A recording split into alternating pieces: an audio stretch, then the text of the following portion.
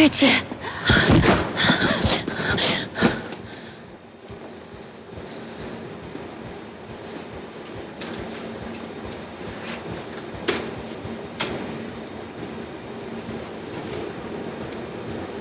我知道谁是老鬼。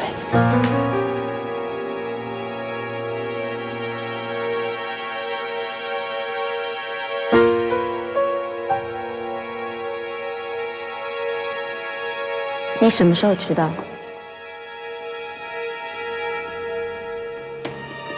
现在。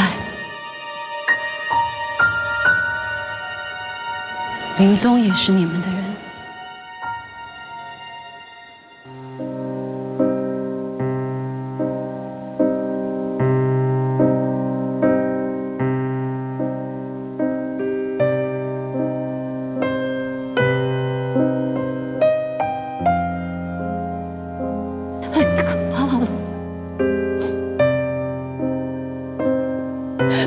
你们到底什么是真的？我是真的把你当姐姐。你把我当姐姐，我刚才差点因为你没了命。你们这是什么鬼？我只是在执行任务，我必须把消息传出去。现在只有一个办法，就是你举报我。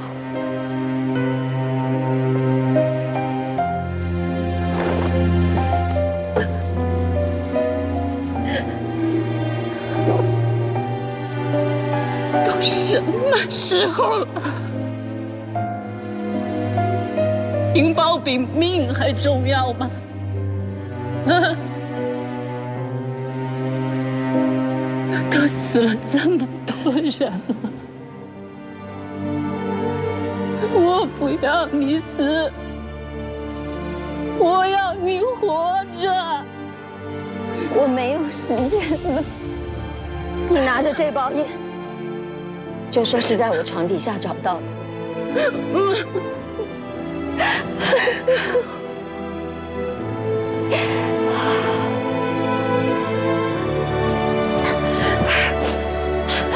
我们姐妹一场，你怎么可以这样举报我呢？你别这么对我！我求你，我求你别举报我！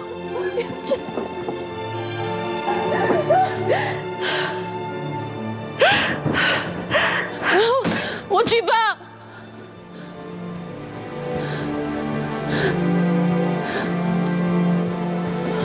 这包烟不是吴志国的，是顾小梦的。他是老鬼。带走。我自己来。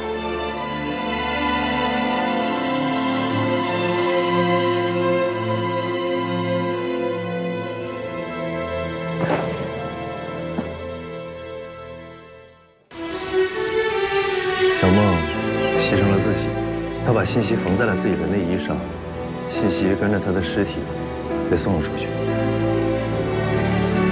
登录视频合作平台优酷、爱奇艺、腾讯视频，观看更多节目内容。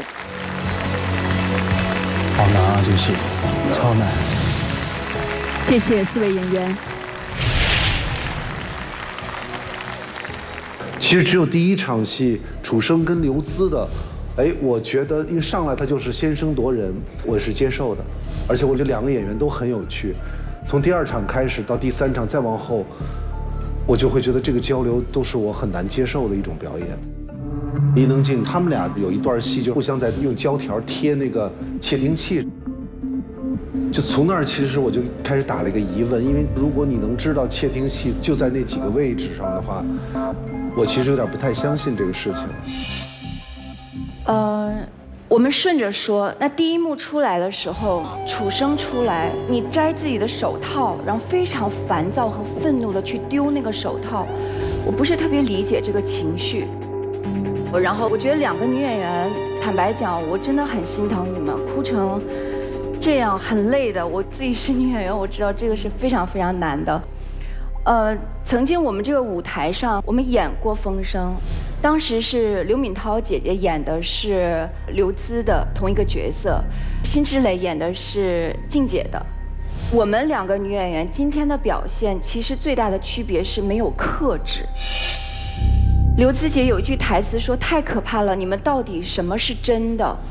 太可怕了，太要把那个情绪表达出来了。如果大家能够相对克制一点，可能会更好一些。”然后吴志国的 OS 和顾晓梦的 OS， 你们就是在对方的手上写下要说的那个话。我就是老强，现在我命令你拿着这支烟去举报我。哇，我觉得你们就相互挠了2下手心，这个就演完了。因为他的那个 OS 还是挺长的，我觉得我们真的这么长的一个剧情，不在乎那2秒钟去省掉它，太重要了。这个情节，这个真的处理的有点太草率了。因为我学理工的，而且我军校毕业，就有比挠手心更好的。如果真做准备的话，就他其实你记得有一个特别经典的故事是《永不消失电波》，它里边最经典的一句话就是“永别了，同志们”。同志们，永别了。我想念你们。他在手心里点和打的话，他其实互相都能知道的，就是那个有很多的方法，我觉得就挺可惜的。对，谢谢。刘孜姐，我觉得刘孜姐的表演是形式大于内容的，就所有的紧张、所有的恐惧，我觉得都在你的外部，这样就是我的共鸣就会差。刘孜姐眼睛太大了，然后就是第1场出来的时候，就是有一句话：你们又把我带到这里来做什么？我下午已经说得很清楚了。就我觉得你一直在瞪着眼睛，就是这样让我挺跳戏的。我还是想看到那种心跳感，那种真的从内在往外的那种紧张。我刚才在看这个表演的时候，我倒觉得应该把许俊聪的角色和陈楚生兑换一下，会更合适。